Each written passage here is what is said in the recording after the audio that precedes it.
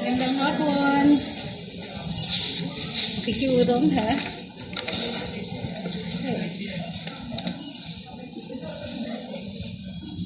Daming nangyari po today. So first, we'll give you just a heads up on the meeting of President-elect Ferdinand Marcos and French Ambassador Michel Boucos. Both sides began by congratulating each other for the win of the President-elect and for Emmanuel Macron's re-election as President, despite a campaign concurrent with the conflict in Ukraine. Both sides also discussed the effects and impacts of the said conflict on oil, energy, and food security. President-elect Marcos cited France as a model for the PH in terms of energy sourcing and generation. Both sides discussed the economy and the plans in this area of the incoming administration.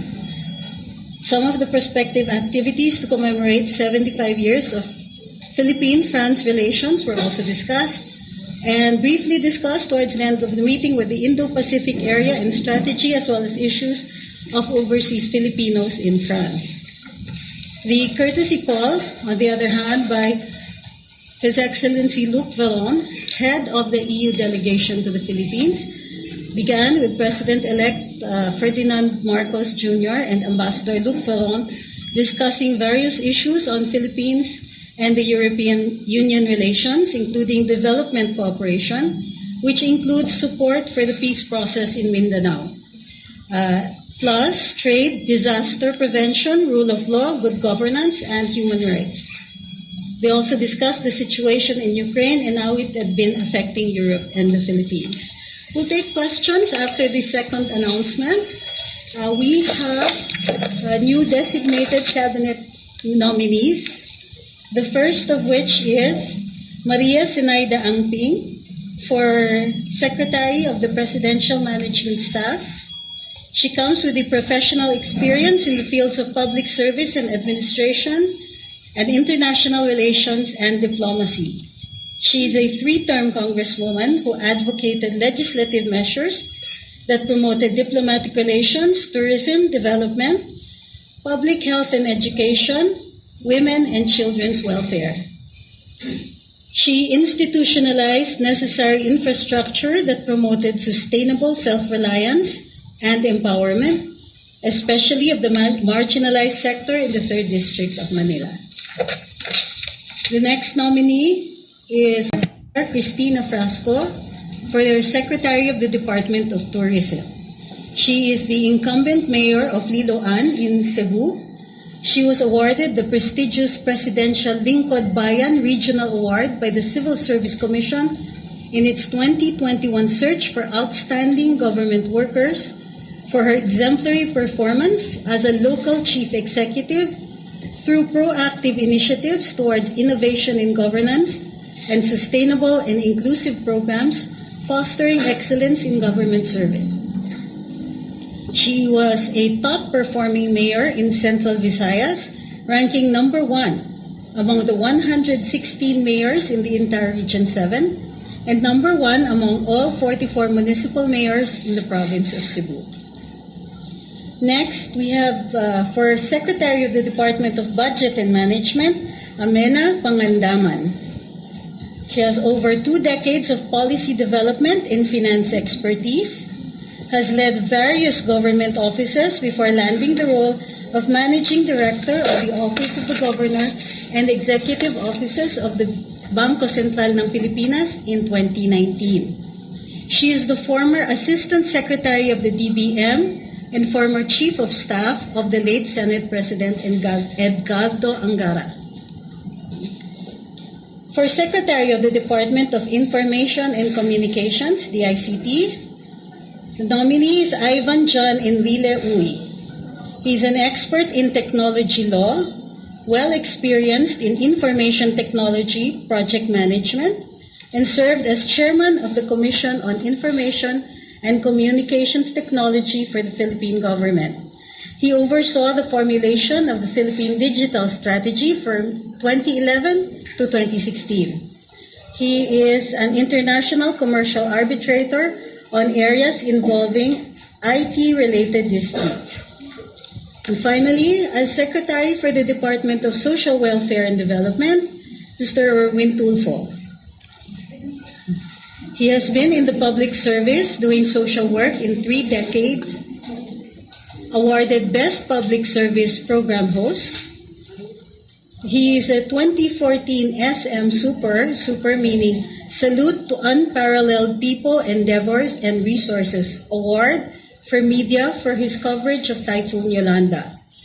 He is known for his involvement in covering and helping the Filipinos here and abroad through his social programs and partnership with other organizations. And that's it. We'll take a few questions. Hang on. Yes, Daddy. Yes, ma'am. Do you have any venue for the inauguration for the president-elect?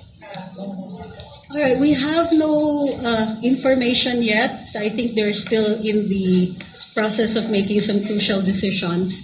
So right now, no, I'm sorry, no information as of now.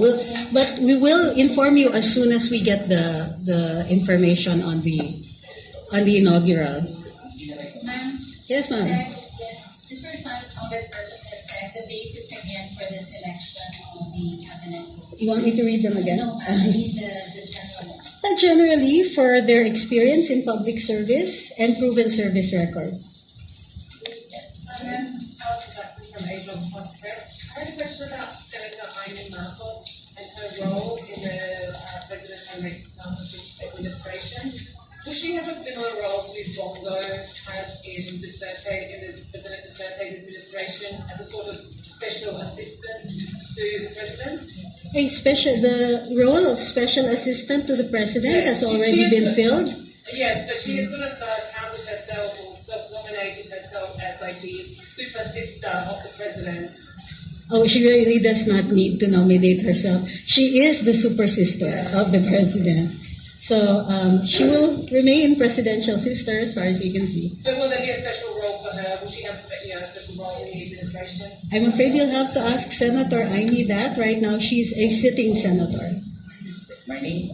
Hi, Yes, ma'am. may na-defer po na appointments sa Senate, yung mga officials ng Comelec o aside from the Senator Zubiri, gusto lang daw niya nabigyan ng free hand yung next administration na pumili at kumilatos ng suspa-upo official doon. Meron po bang plano mo si BBM na pag-appoint ng panibagong mga tao sa Well, we have not been informed of any plans yet. As far as I know, since this is a late development, we'll have to refer to the President-elect. Perhaps we'll come up with a statement as soon as possible.